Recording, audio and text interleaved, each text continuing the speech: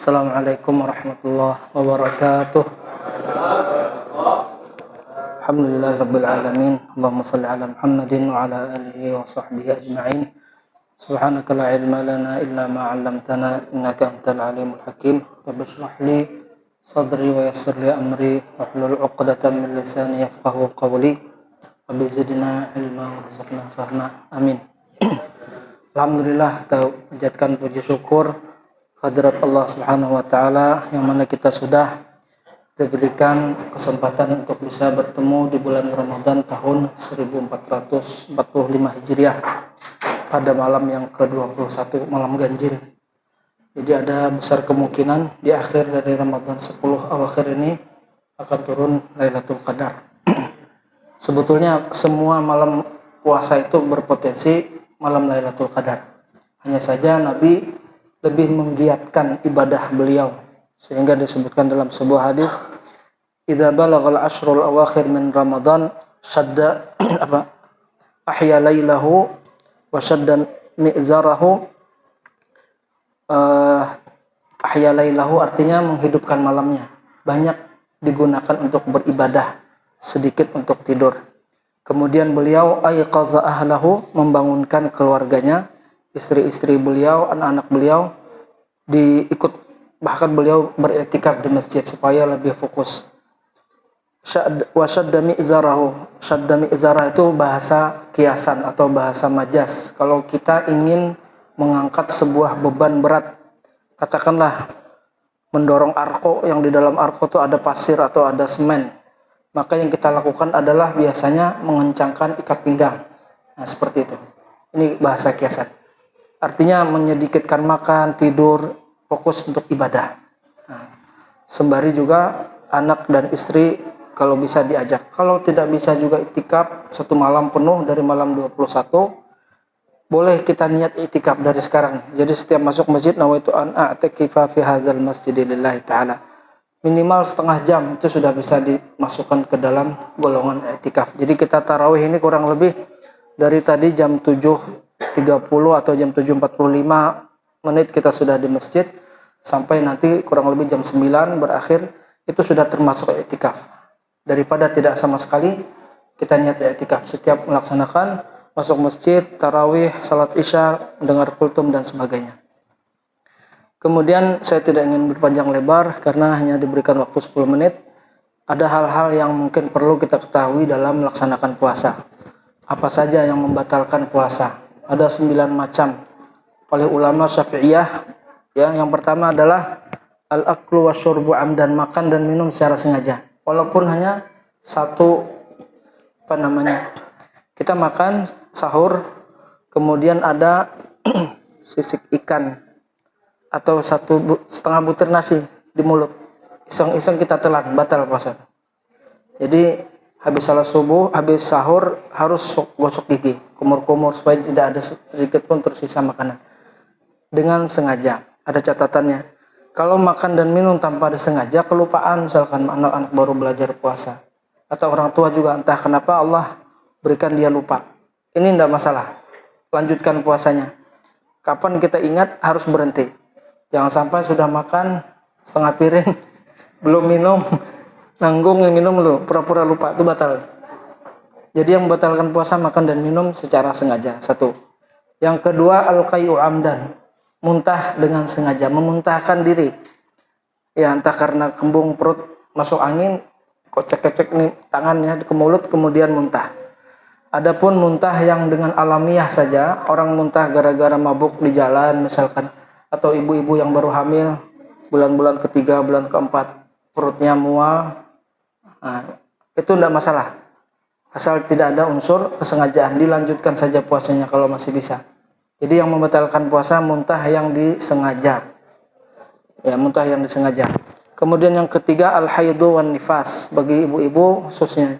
Karena laki-laki tidak ada datang bulan dengan situasi. Kapanpun datang bulan itu, maka wajib perempuan berbuka.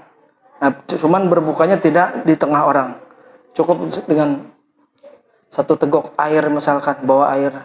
Karena sudah tanggalnya bulan hari itu sudah niat untuk niat bersahur, niat puasa.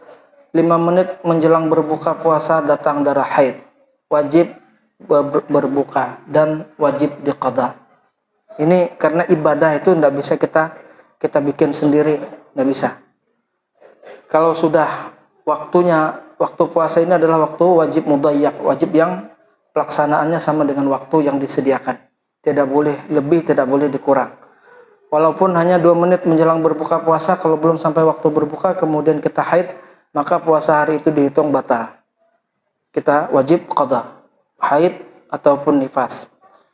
Yang keempat adalah al-jima', hubungan suami istri secara sengaja. Ada yang mengatakan berhubungan suami istri di siang Ramadan tidak batal. Kalau tidak sengaja, lupa misalkan. Cuman jangan pura-pura tidak sengaja. Karena mendapat kafarat. Kafarat itu berpuasa 2 bulan penuh berturut-turut di luar bulan Ramadan. Dan puasa kafarat termasuk puasa wajib. Termasuk puasa wajib. Tidak melakukan berdosa. Berat 2 bulan berturut-turut. Kalau sudah hari ke-59 misalkan, kita pecah puasanya itu karena sakit, tidak kuat puasa, wajib diulang dari hari pertama. 60 hari. 60 hari secara berturut-turut. Ini berat sekali. Jima di siang hari bulan Ramadan membatalkan puasa, di samping wajib bayar kafarat. Kemudian yang kelima, ar-riddah, murtad. Orang yang murtad maka akan membatalkan puasa. Kalau nanti umpama dia masuk kembali kepada Islam, dia wajib mengqadha. Misalkan dia murtad di hari pertama bulan Ramadan tahun 1445. Kemudian nanti bulan Sya'ban tahun berikutnya dia kembali muslim, maka dia wajib mengqadha 1 bulan Ramadan ini. 1 bulan diqadha. Atau di berapa hari dia sudah puasa kemudian dia murtad, maka dia wajib mengqadha puasanya. Karena puasa hanya diwajibkan kepada orang yang beriman. Atau syarat dari diterimanya ibadah puasa adalah seseorang tersebut beragama Islam. Nah, seperti itu. Kemudian hal yang membatalkan puasa yang keenam adalah al-inzal. Inzal artinya menyengajakan diri untuk mengeluarkan mani atau onani kalau bahasa, atau masturbasi. Ini dengan sengaja. Kalau orang tiba-tiba setelah kecapean kerja siang, kemudian dia tidur, istirahat, bermimpi basah, ini tidak mengapa, karena tidak disengaja. Yang membatalkan adalah yang disengaja. Kemudian yang ketujuh, gila. Orang tiba-tiba hilang akal, entah karena memang bawaannya setiap tanggal 25, setiap bulan, dia kayak orang linglung gitu. Ada orang yang gila musiman. Ini selama dia puasa, kalau hanya beberapa jam gilanya itu tidak membatalkan puasa. Tapi kalau sampai setengah hari lebih dia gila, batal puasanya. Di hari yang dia hilang akal itu wajib diqadha. Kemudian yang kedelapan adalah idkhalu syai'in fi ahadis sabilaini, memasukkan sesuatu di bawah ke dalam rongga. Ini umum. Ada namanya kubul, ya, lubang kencing, lubang buang air kecil. Yang kedua dubur, lubang buang buang air besar. Jadi kalau kita tiba-tiba sakit perut ingin membuang hajat itu di siang hari bulan Ramadan, harus hati-hati. Jangan sampai dikorek-korek pakai tangan. Ini membatalkan puasa. Jadi masuk WC dengan hati-hati dan kalau bahasanya istilahnya gimana ya? Langsung tancap gas ya. Jangan kasih kendor. Supaya jangan sampai kita mengorek-ngorek kotoran sampai membatalkan puasa. Memasukkan sesuatu itu umum, termasuk tangan apa sajalah. Tidak boleh kita masukkan. Atau misalkan ada orang sudah beberapa hari tidak mau buang air, maka dia masukkan dabus itu. Ada pelancar buang yang seperti kapsul, dimasukkan di lubang dubur, habis itu orang bisa buang hajat. Nah, itu akan membatalkan puasa juga. Di siang hari bulan Ramadan tidak boleh. Dan yang terakhir yang ke-9 adalah melakukan dosa-dosa yang bisa menyebabkan pahala puasa berkurang. Yang pertama adalah ghibah menggunjing. Kemudian yang kedua namimah adu domba. Adu domba orang yang tadinya rukun, tiba-tiba kita adu domba, akhirnya jadi berkelahi antara ya dua orang saudara atau antara calon anggota dewan misalkan, dia adu domba, batal kita puasa. Yang ketiga ya, melakukan dosa yang bisa mengakibatkan berkurangnya pahala puasa adalah berbohong.